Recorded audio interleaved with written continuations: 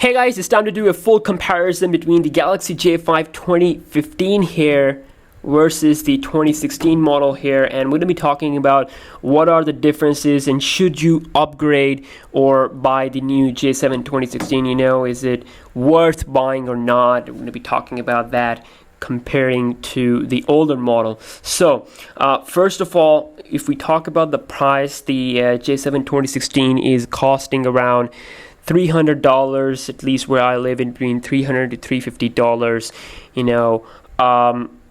And this older here, I think it's now costing around $200 to $220. So it's pretty cheap.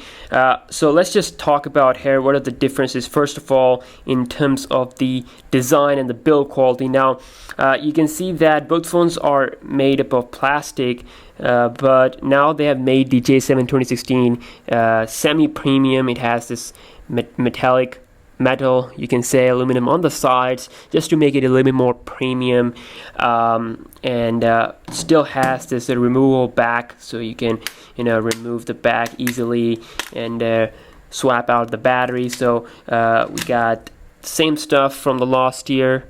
We'll just quickly open up this back, and you can see the battery size is now different here, because this battery is 3300 versus the 3000 mAh battery on the J7 2015. It's also better with the performance. Screen on time has increased, and you can also notice that this time Samsung has given us 3 separate trays for the microSD card and the 2 SIM cards.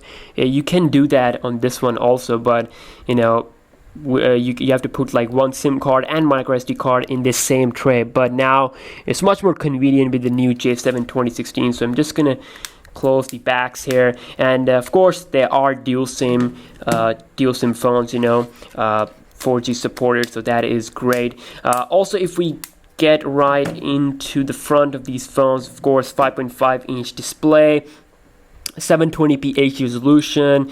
I believe there is a 1080p version in China, I don't know, but most probably everywhere there will be a 720p version.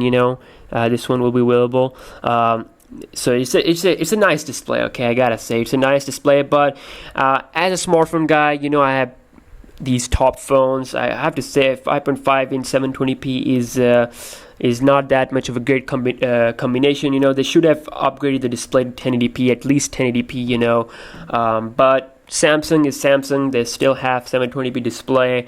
They have gone really cheap here, but yeah, it's still okay for most people, as long as they don't watch movies and stuff like that on their phone, because 1080p makes a lot of difference, especially when you're watching YouTube videos and all that.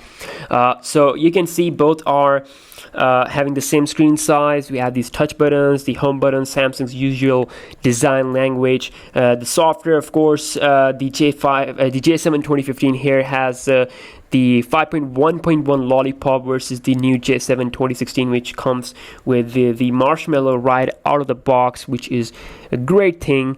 We can go into about device section, and if you check out the software info, you can see it's 6.0.1. This is 5.1.1 Lollipop. There's no news about the Marshmallow update for the J7 2015 as of today, but who knows, you might get the update in the future.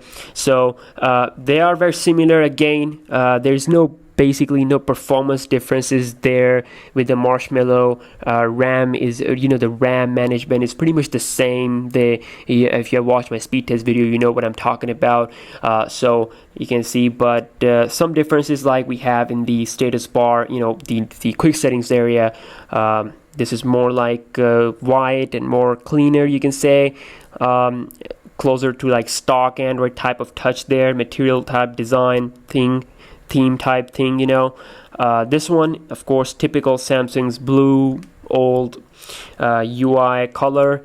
And if we just check out here that both phones have theme engine, which is great. You can download a lot of free themes. So yeah, Samsung's UI, it's okay. Of course, you can install launchers if you want to, but you're not going to be noticing any differences software wise. There are no additional features in the software. Also, if we talk about the processors, now we do have a little bit better chipset in the J7 2016, a little bit better. Okay, if we just quickly take a look at CPU-Z, you can notice that both processors are octa cores. They are clocked at 1.59 gigahertz. You can see here, but the clock speed of per core, each core clock speed is like higher on the newer model. So the chipset inside of the Galaxy J7 2016 is the Exynos 7870,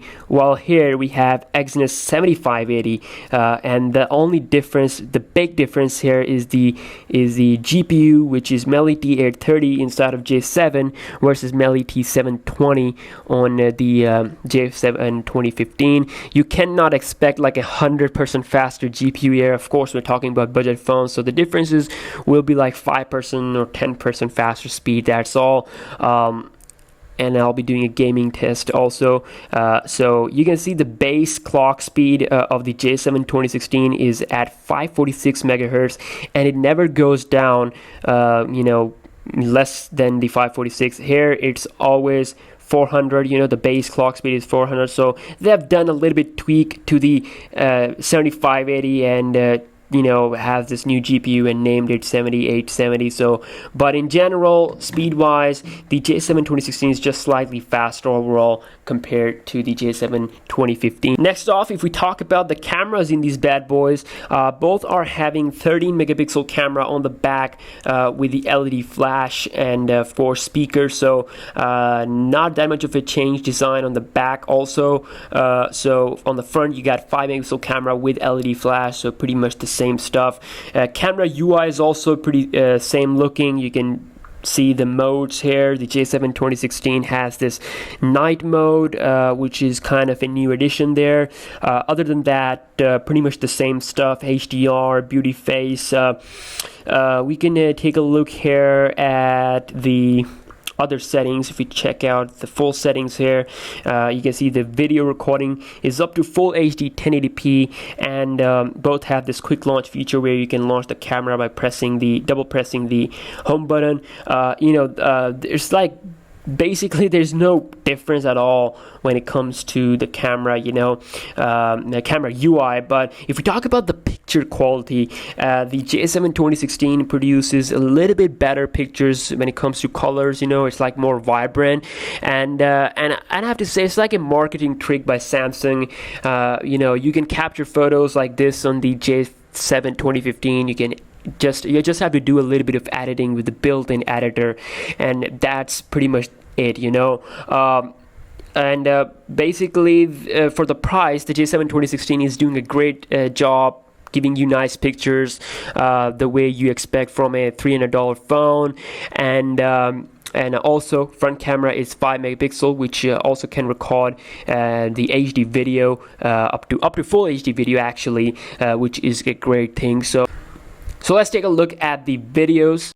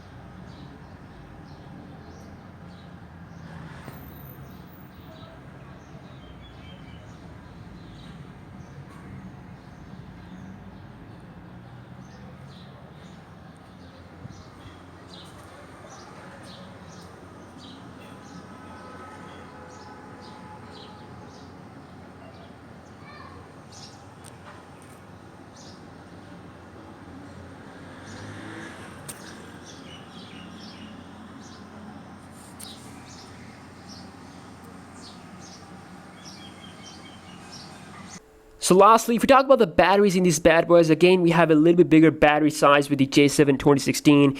And will that make a big difference? No, not at all, because J7 2015 is great with the battery life. It's slightly better with the J7 2016. That's all I have to say.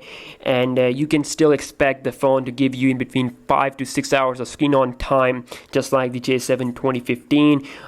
Yeah, that's pretty much it, guys. To just wrap up this whole video, if you're currently using J7 2015, it's definitely not worth upgrading to J7 2016. You're pretty much buying the same phone, just with this a little bit change in the design.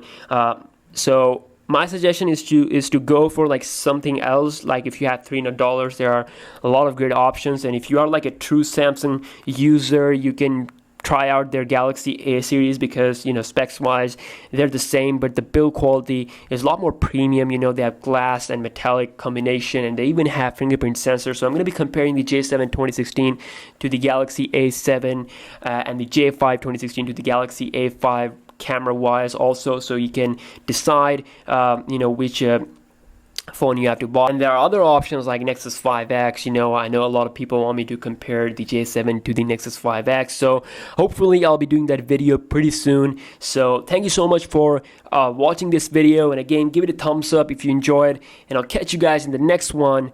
Peace out.